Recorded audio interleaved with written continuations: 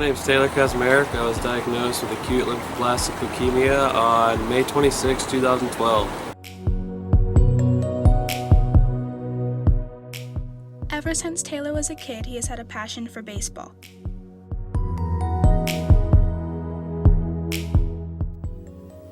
What age were you diagnosed with ALL? I was diagnosed May 26, 2012 at age of 20.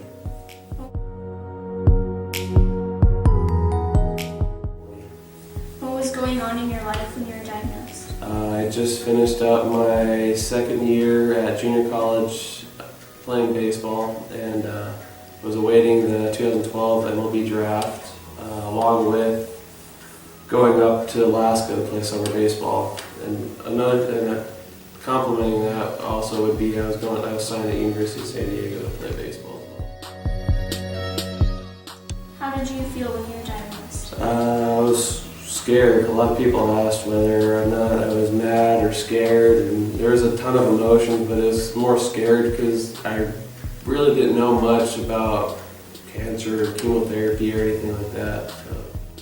Acute lymphoblastic leukemia is a common type of blood cancer among children and some adults that develops in the bone marrow.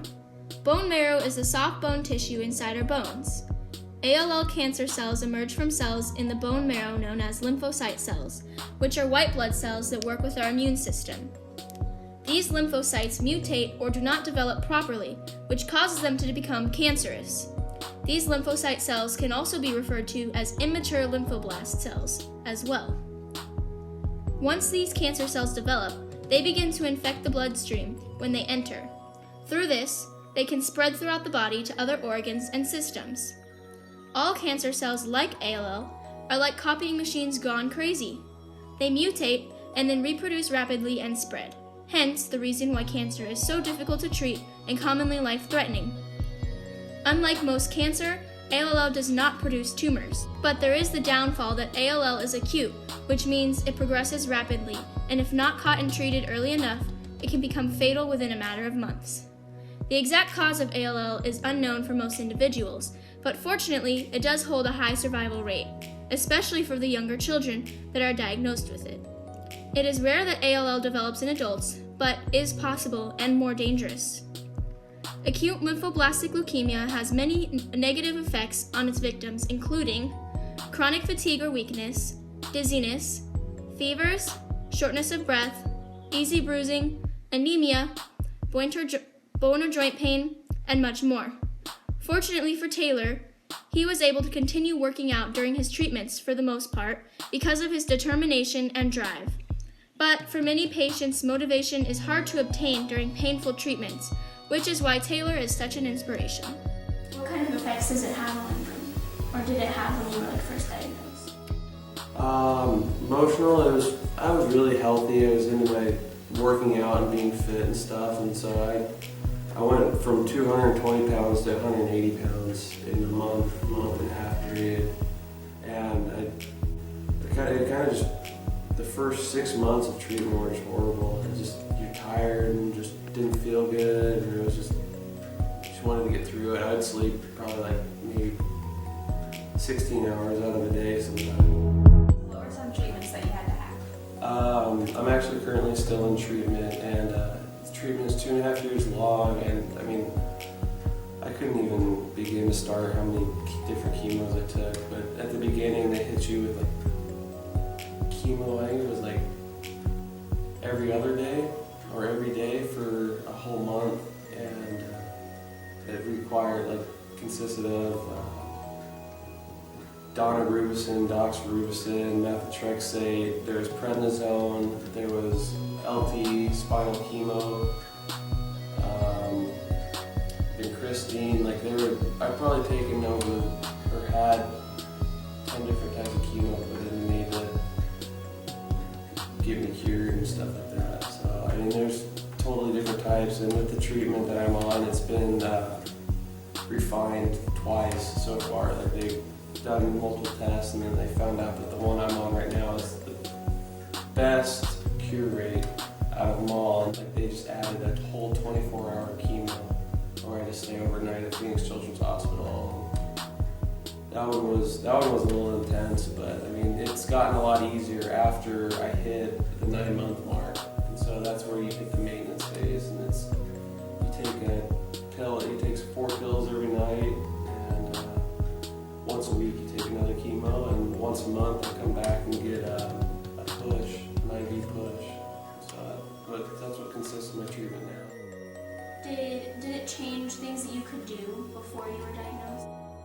No, I actually continued to work out all the way through treatment. It was kind of surprising to the doctors. They didn't really say no to working out. They've never had anybody ask me a question like that. Hey, am I able to work out? Like, there were times where I would just work out before treatment so I would feel good during the workout and just so I could get it in. And it made me feel a lot better when I was working out, just with all the endorphins and everything else. Do you feel like it put any limitations on you? Yeah, it took me, I had no endurance when it came to running or like demanding exercises, and so I just had to work my way up. And at one point I really couldn't even run because my muscles got so weak at one point, so I just walked, and I just kept trying to do a little more each day.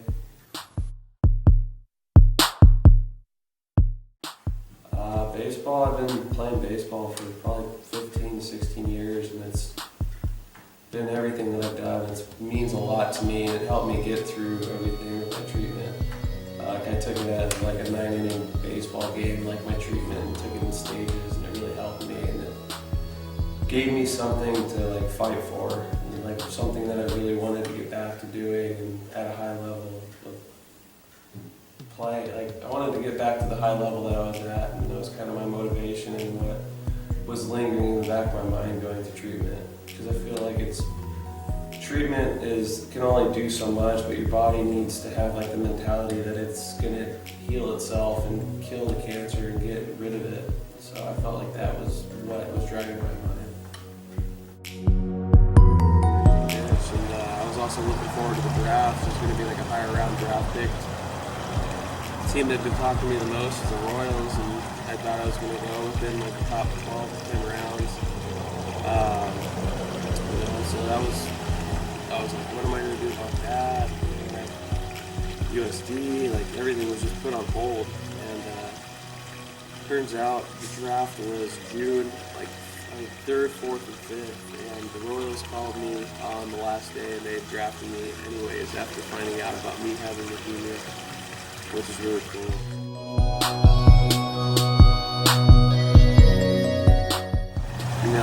I had my first appearance against University of New Mexico February 16th, 2014.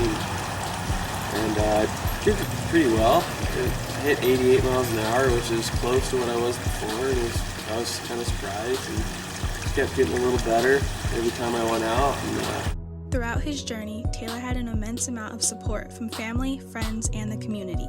Multiple fundraisers were held for him to assist with treatment costs and to help him and his family better cope during such a difficult situation.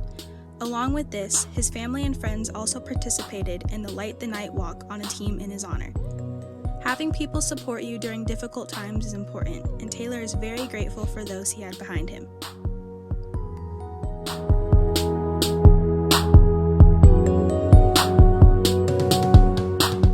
I wouldn't trade it for anything.